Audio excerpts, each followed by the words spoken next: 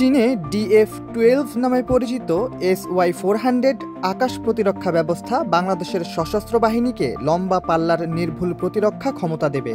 এটি কেনা শুধুমাত্র প্রযুক্তিগত আপগ্রেড নয়, বরং বাংলাদেশ যেন বার্তা দিতে চাইছে এই ভূখণ্ডে একটি ভরসা করার মতো প্রতিরোধ জায়গা আছে। ব্যবস্থাটি প্রায় 280 কিলোমিটার পাল্লা বাংলাদেশকে তার সীমানার বাইরে থাকা বিমান ঘাঁটি, রাডার ব্যবস্থা ইত্যাদি সামরিক ব্যবস্থাপনা থেকে নিরাপত্তা দেবে। বাংলাদেশের প্রধান অস্ত্র সরবরাহকারী হিসেবে চীনের মর্যাদা আরও বেড়ে গেল বলা যায়।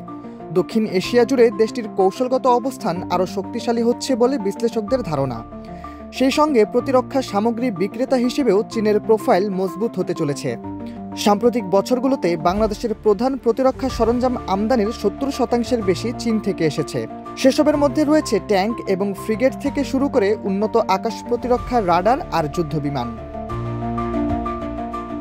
China aerospace science and industry কর্পোরেশনের তৈরি SY-400-এর ব্যালিস্টিক ক্ষেপণাস্ত্রগুলো দ্রুত মোতায়েনের কথা মাথায় রেখে ডিজাইন করা হয়েছে।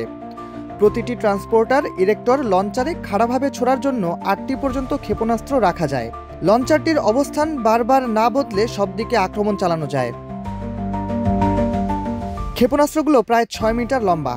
সেগুলোর এক একটির ওজন কনফিগারেশনের উপর নির্ভর করে 900 থেকে 1300 কেজি পর্যন্ত হতে পারে।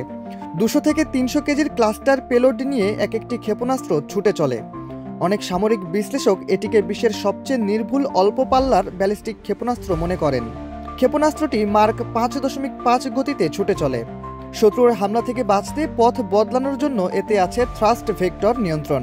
অ্যারোডাইনামিক পাখনাগুলো এই ক্ষমতাকে আরও বাড়িয়ে দেয়। এক্সট্রিম মশার কয়েল প্ল্যান্ট ফাইবার দিয়ে তৈরি, ডেঙ্গু, চিকুনগুনিয়া বাহি সহ যে কোনো মশার বিরুদ্ধে দেয় এক্সট্রিম সুরক্ষা। প্রতিটি SY-400 ইউনিট 10 মিনিটেরও কম সময়ে আক্রমণের জন্য তৈরি হতে পারে। একবার ব্যবহারের পর ইউনিটগুলো আবার লোড করার জন্য আছে ডেডিকেটেড সাপোর্ট ভেহিকেল। ফলে যুদ্ধে লম্বা সময় ধরে সুরক্ষা নিশ্চিত করা সম্ভব। এই সিস্টেম হাতে থাকলে যে কোনো হামলার জবাব দ্রুত দেয়া যাবে।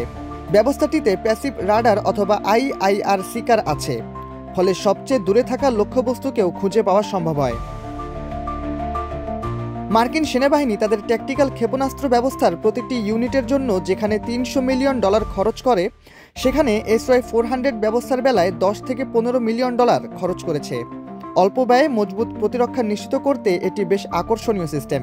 ক্ষেপণাস্ত্রগুলোর মডুলার নকশা ভবিষ্যতে জাহাজ বিধ্বংসী বা পাল্লা বাড়ানোর সুযোগ করে দেয়, ফলে সিস্টেমটি সাগর আর উপকূল রক্ষার কাজেও লাগানো যাবে।